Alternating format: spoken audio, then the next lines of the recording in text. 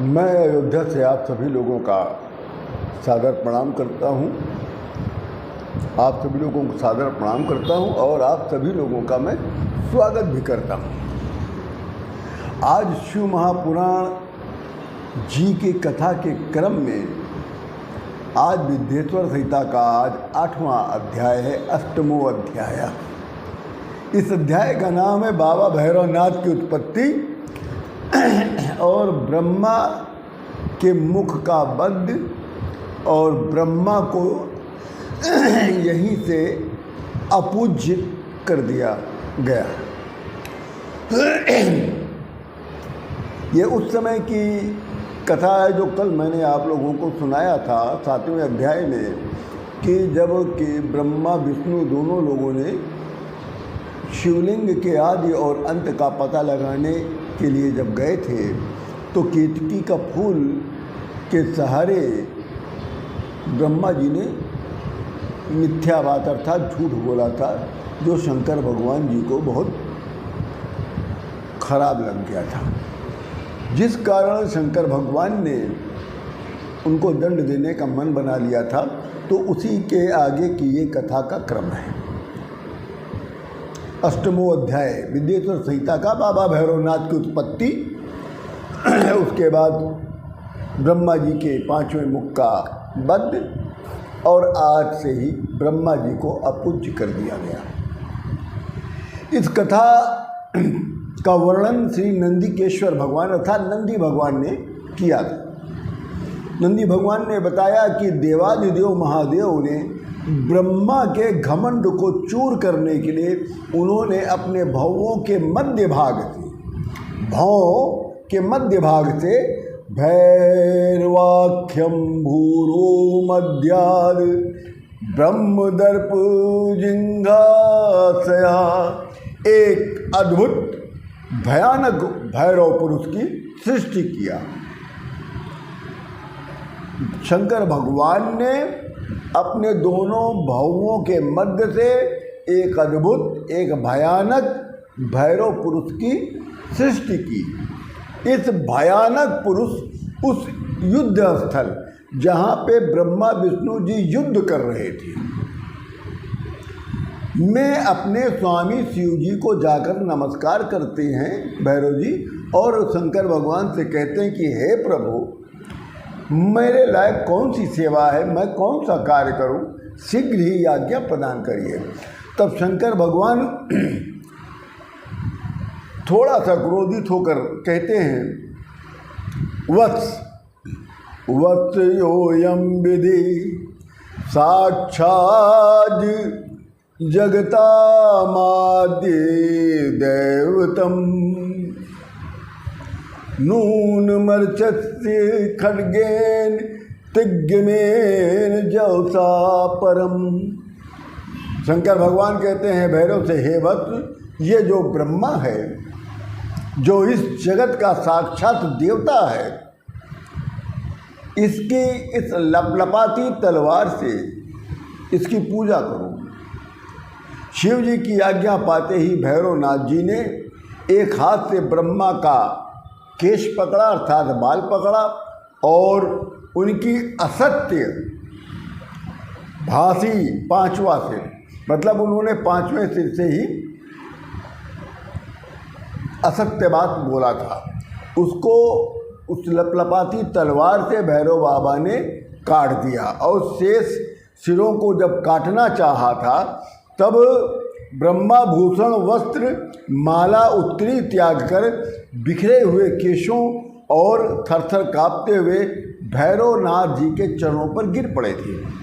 तब ब्रह्मा जी की इस दशा को देखकर विष्णु भगवान जी अश्रुपात करने लगे, मतलब विष्णु भगवान के नेत्रों से आंसू गिरने लग गया। तो उन्होंने हाथ जोड़कर एक बालक की भांति हाथ जोड़कर कहते हैं कि हे भगवान, आपने पहले ही इन्हें कृपा करके पहले 5 सिर दिया इनको, अब एक सिर आपने ले लिया, अतः क्षमा कर अनुग्रह के योग्य इस ब्रह्मा पर अब दया करिए। ये विष्णु भगवान का चरित्र है। देखिए, विष्णु भगवान के साथ ब्रह्मा जी ने छल किया और ब्रह्मा जी का जब एक सिर का वध हो गया तब विष्णु भगवान ने उनकी रक्षा किया था। विष्णु भगवान के इस प्रकार प्रार्थना करने पर भगवान सदाशिव ने बाबा भैरवनाथ जी को और दंड देने से मना कर दिया, रोक दिया, और फिर छल रहित सिर वाले ब्रह्मा से बोले। जब वो सर कट गया, चार सर अब चार मुख बचे उनके, तब शंकर भगवान कहते हैं कि हे सठ ब्रह्मा, तुमने पूजा की इच्छा से, मतलब अपने को पूज्य बनाने के लिए तथा ईश्वर तत्व की प्राप्ति की इच्छा से, अपने को ईश्वर सिद्ध करने के लिए इस प्रकार का तुमने छलकाश्रय लिया था। ब्रह्मा ने दो ही कारण से झूठ बोला था विष्णु भगवान से। एक, अपनी पूजा कराना चाहते थे विष्णु भगवान से, और दूसरा, अपने को ईश्वर साबित करना चाहते थे। तो शंकर भगवान ने कहा, देखो इसी दो के कारण तुमने छल किया था, इसलिए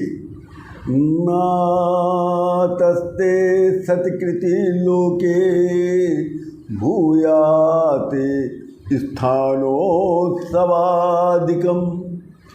इसलिए हे ब्रह्मा, आज से इस जगत में न तो तुम्हारी पूजा होगी, न तो किसी स्थान पर तुम्हारा उत्सव होगा, न ही तुम्हारा कोई स्थान ही होगा। तब ब्रह्मा जी ने कहा कि हे स्वामी, हे शिव जी, मेरे छल वाले सिर को काट कर आपने हमें तो वरदान दे दिया, ऐसा मैं समझता हूँ। हे विश्व के कारण, हे विश्व के बंधु, हे मेरु को धनुष बनाने वाले हे शंभो, हे शंभो, हे भगवान, मैं आपको नमस्कार करता हूँ, ये ब्रह्मा जी ने कहा। तब शिव जी ने कहा कि हे पुत्र, अराजकता के भय से इस विश्व का सर्वनाश हो जाएगा, इसलिए अपराधियों को दंड देना चाहिए तथा लोक की धुरी को धारण करो। अब मैं तुम्हें अत्यंत दुर्लभ वर देने जा रहा हूँ, इसे ग्रहण करो।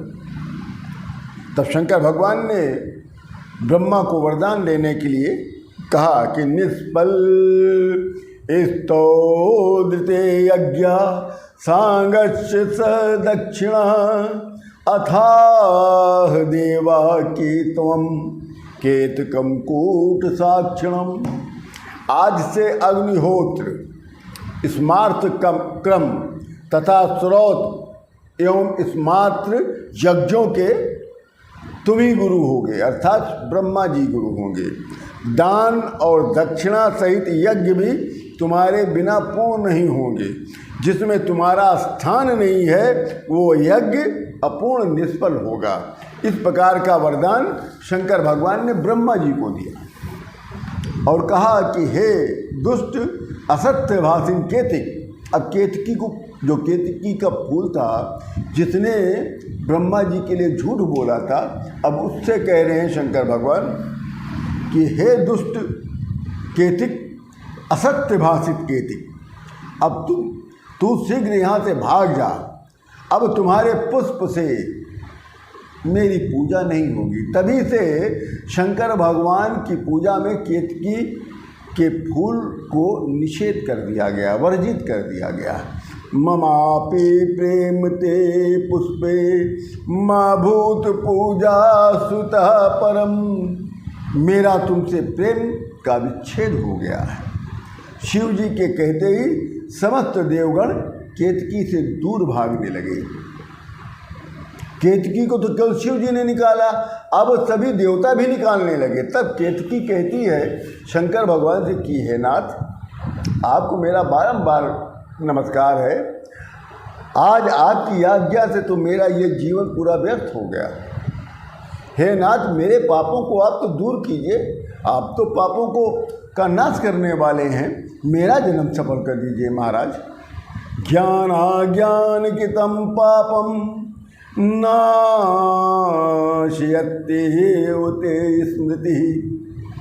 तादृशे त्वयि दृष्टि में मिथ्या दोष कुतो भवेत्। तो केतकी कहती है शिव जी, आपका स्मरण ज्ञान पूर्वक अथवा अज्ञान पूर्वक किए गए पापों का नाश कर देता है, और आपने मुझे तो अपना दर्शन भी दे दिया मुझे तो आपका दर्शन भी प्राप्त हो गया, तो मेरा तो पाप नाश हो जाना चाहिए। तब शंकर भगवान ने कहा, देखो केतकी, मैं ही ईश्वर हूँ, मेरा वाक्य मिथ्या नहीं होगा। मंडप रचना के बहाने या कारण तू ऊपर रहेगा, मेरे भक्त तुम्हें धारण करेंगे, किंतु हम तुम्हें स्वीकार नहीं करेंगे। आज 8वां अध्याय यहीं पे पूर्ण होता है, और कल जो 9वां अध्याय है वो ब्रह्मा विष्णु द्वारा शिव जी का पूजन और शिवरात्रि का कथन, इसका वर्णन बहुत बढ़िया वर्णन है कल का अध्याय। और हम यहीं पे अब विदा लेते हैं महाराज। आप सभी लोगों को सादर प्रणाम।